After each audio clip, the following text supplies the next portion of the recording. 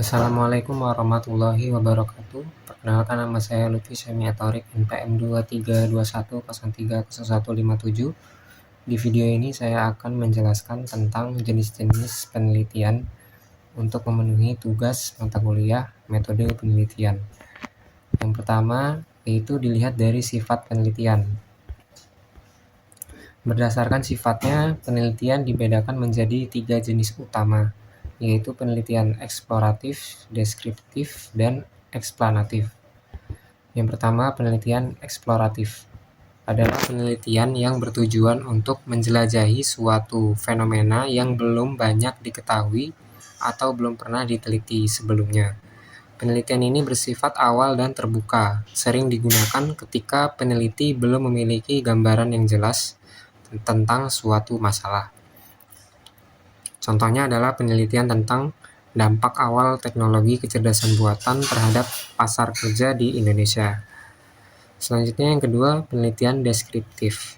Bertujuan untuk menggambarkan atau mendeskripsikan suatu fenomena, kondisi, atau karakteristik secara sistematis, faktual, dan akurat. Penelitian ini tidak mencari hubungan sebab akibat, melainkan menjawab pertanyaan apa, siapa, di mana, dan bagaimana. Contoh penelitian deskriptif adalah survei tentang tingkat literasi digital masyarakat di pedesaan Indonesia. Yang ketiga, penelitian eksplanatif. Bertujuan untuk menjelaskan hubungan sebab akibat antara dua variabel atau lebih. Penelitian eksplanatif berupaya menjawab pertanyaan mengapa suatu fenomena terjadi. Misalnya penelitian tentang pengaruh penggunaan media sosial terhadap prestasi belajar siswa sekolah menengah atas.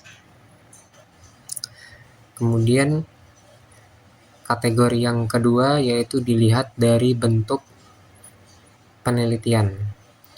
Dari segi bentuknya, penelitian dapat dibedakan menjadi penelitian kuantitatif dan kualitatif.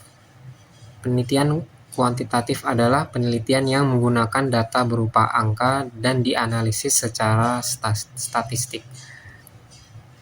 Penelitian kuantitatif didefinisikan sebagai pendekatan untuk menguji teori dengan cara memeriksa hubungan antar variabel yang diukur dengan instrumen tertentu, sehingga data yang bersifat angka dapat dianalisis menggunakan prosedur statistik.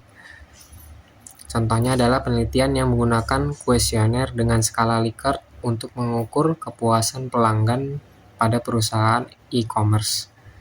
Yang kedua, penelitian kualitatif adalah penelitian yang berfokus pada pemahaman mendalam terhadap fenomena sosial melalui data non-angka, seperti kata-kata, gambar, atau perilaku.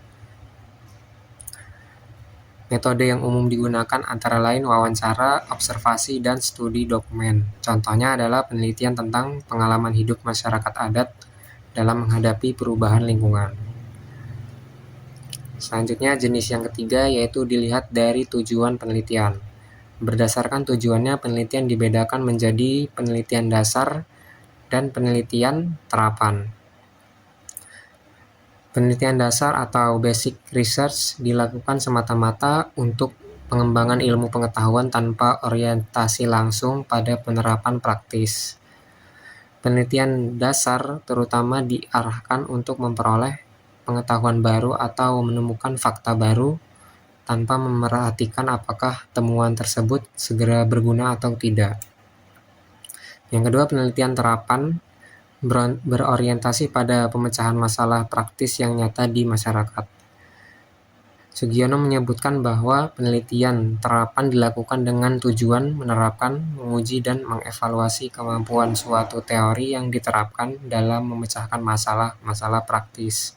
Contohnya adalah penelitian untuk mengembangkan aplikasi mobile guna meningkatkan aksesibilitas layanan kesehatan.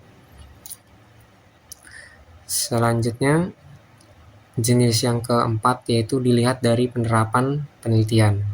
Berdasarkan penerapannya, penelitian dapat diklasifikasikan ke dalam beberapa jenis, di antaranya penelitian survei, eksperimen, studi kasus, dan penelitian tindakan. Penelitian survei adalah mengumpulkan data dari sejumlah besar responden melalui kuesioner atau wawancara Menurut para ahli, survei adalah metode pengumpulan data yang umum digunakan dalam ilmu sosial karena memungkinkan peneliti menjangkau populasi yang luas secara efisien. Contohnya adalah survei nasional tentang perilaku pemilih dalam pemilihan umum. Yang kedua, penelitian eksperimen melibatkan manipulasi variabel bebas untuk mengamati pengaruhnya terhadap variabel terikat dalam kondisi yang dikontrol. Penelitian eksperimen banyak digunakan dalam ilmu kedokteran, psikologi, dan pendidikan, misalnya uji vaksin atau penelitian efektivitas metode pembelajaran. Yang ketiga, studi kasus adalah penelitian mendalam terhadap satu kasus atau beberapa kasus secara intensif. Studi kasus didefinisikan sebagai penyelidikan yang empiris, menginvestigasi fenomena kontemporer dalam konteks kehidupan nyata, terutama ketika batas antara fenomena dan konteks tidak nampak. Contohnya adalah studi kasus tentang strategi transformasi digital yang diterapkan oleh perusahaan unicorn Indonesia.